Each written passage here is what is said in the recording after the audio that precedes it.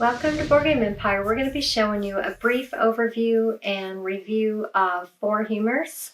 So this is a worker placement game, has some unique mechanics, and I'll just go over quickly the setup and briefly how you play it.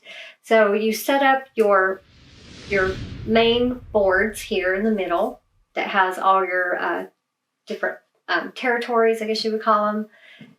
For a two-player game, you're going to have 4 scenes here, and for each corresponding scene, the names of the lands are right here. You would put one of these black meeples on so this one says Treasonous Trail, so you put one right there, Dungeon right there, Royal Farmlands, and Sacred Swamp. And at the end of each round, you're going to be replacing these with new ones and doing the same thing again each round. So each round you're going to have 4 of these meeples here. They kind of look like the plague bird. So what is he called? I can't remember what he's called, but he represents the plague. So they're shaped like that.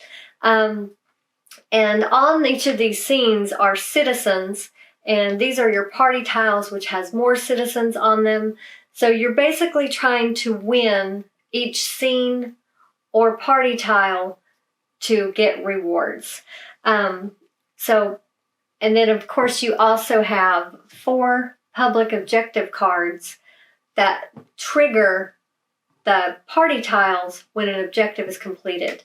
When an objective is completed and each player can only do put one of their objective stars on each of those cards.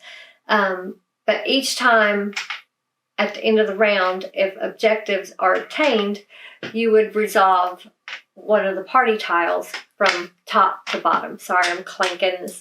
This shirt has little beads on it. And these objectives, like for instance, this one is 3 potions on a single scene. So actually they call these scenes, not lands. So that would be, for instance, if you had 3 of these on one scene. So that, and if you are the one that put that third token on that scene or potion, you would then put your star on that objective card. And at the end of the round, one of the party tiles would be resolved. This one is 5 edge scenes. So it would be any of these on the outside edge of the board. Each of them have to have at least 1 potion on them, 5 of them. The next one is 4 scenes with exactly 1 potion. So you would want to see anywhere on the board that have 1 of these on it, one on a scene. If you were the one that put the 4th one out there, you would put your objective star on that one. And our last one is 4 potions in a region. So this would be a region, so you would want 4 anywhere. It could be on the same scene or different scenes, just as long as you have 4 potions in that one region. And there's 6 region boards in the game. And so you're going to be placing throughout. You're going to be taking turns. You start out with 4 potions. This one is Choleric. This one is, I don't know if I'm pronouncing these right, Sanguines. This one is, I don't have the book. Do you have the book? Which one? Oh, I got it. It should be in your... This one is the Melancholic, and then you have the Phlegmatics. So there's a hierarchy to these potions. So you're going to be placing potions on these scene cards or party tiles on the citizens, and they have to match. You can see on those citizens, they have pictures. They always have like 2 you could choose from. 2 different ones you could choose from of the different potions. You have to match one of those to put it down. So during the round, you are just going to be putting your potions face down on the matching, one of the matching, face down. One of the matching pictures. Let's see.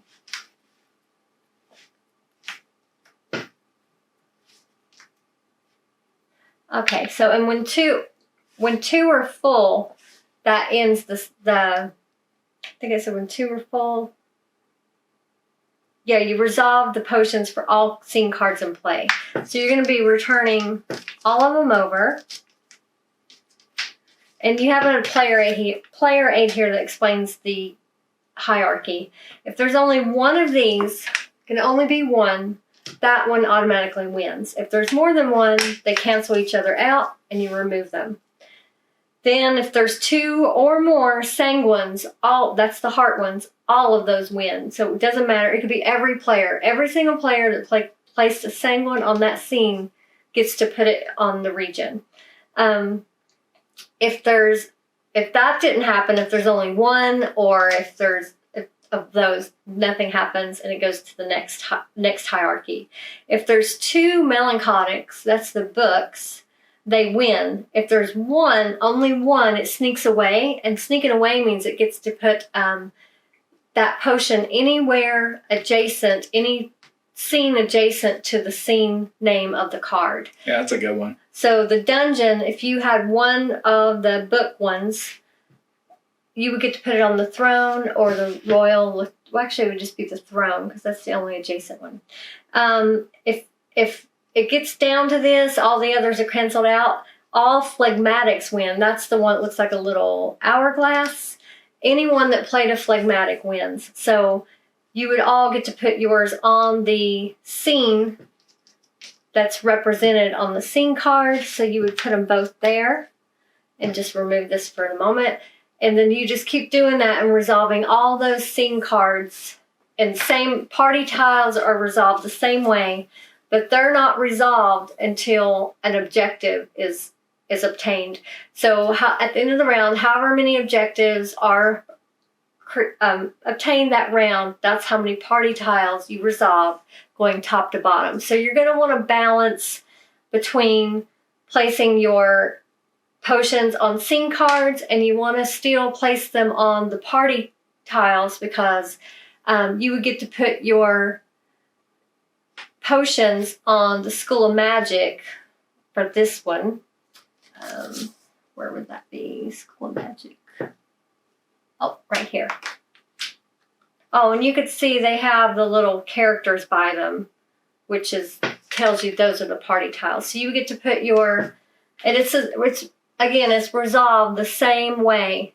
So if you're left with if you were sneaked away, you would put it adjacent to the scene that's represented on there.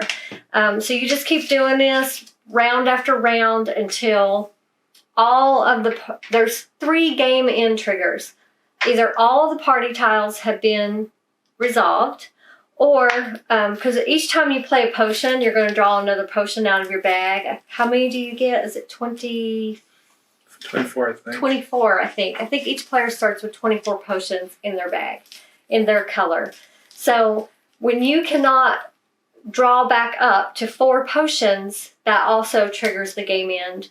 Or if you run out of, which was very unlikely because there's quite a few scene cards. There's a lot of objective cards and scene cards to choose from, so that will make it more replayable for that reason. But if you happen to run out of scene cards, that would also trigger the game end. But more than likely, it's going to be either because you run out of tokens, or potions, or you've resolved all the party tiles.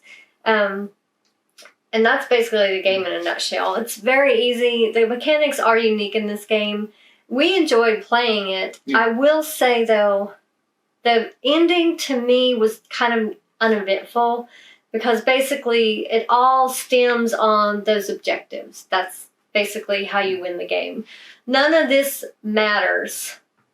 You work really hard on all this, but really none of it matters in the end. Because the end game is whoever completed the most objectives wins the game. So that was, to me, I do wish there was more, I guess something more to it that you're working towards. Because you're kind of working pretty hard to get all those scenes. But what did you think of it? I think I really like the design. The mechanics are good. I do like the 2 options between each scene where you get to place your worker depending on what token you get. I like the map in the center. I do agree that the end game scoring pretty much, especially if you end with this right here, then you'll be able. It's just a little bit too simplistic, and I think it ends too quick, and it doesn't allow for strategic aspect to it because you're pretty much just trying to follow a pattern, and so. And in the event, this is what I was looking at. In the event of a tie for the objectives, because that could happen very easily, then you resolve it down. Then it goes down to the person with the most potions on the board. If you're still tied, then you break the tie with the hierarchy. Most chloreric, most sanguines. I can't pronounce those, but that's what I was looking up was. The tiebreaker is that. So that's really where that comes in play. But yeah, there needs to be something else you're working towards besides just those 4 objectives, I feel. But it was fun. We did enjoy playing it. But are there expansions to this or no? Is it too new? No, too new. Okay. But so for me, I'm giving it like a 7 because I did enjoy it. Mm-hmm. I do like the unique aspect of the mechanics. Also, I really like the design.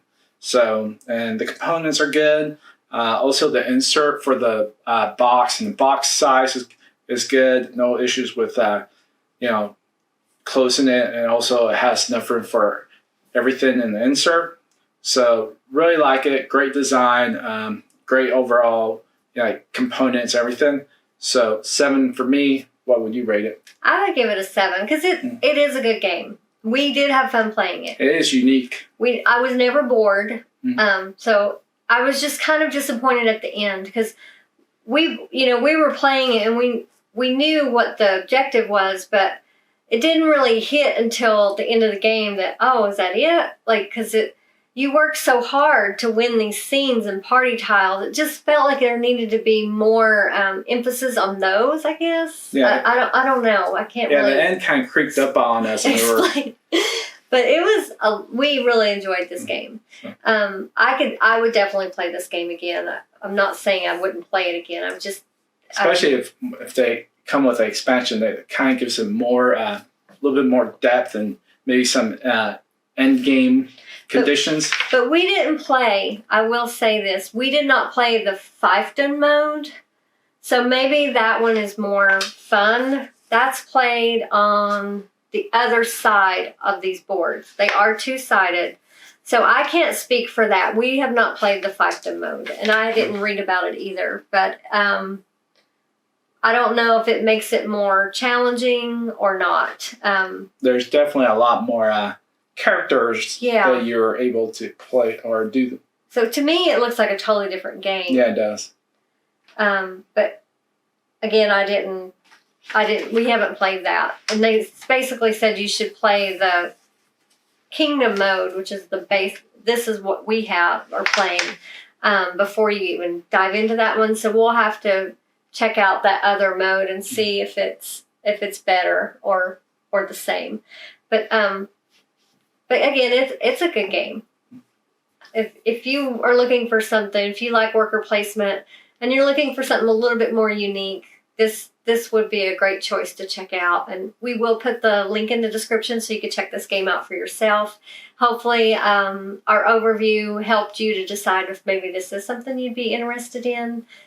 Did you have anything else to say about it? Mm-hmm. But thank you for watching. Please give us a like. Feel free to leave a comment or question, and we'll get to that as soon as possible. We hope you're already subscribed, but if not, please subscribe to our channel, and we look forward to seeing you next time.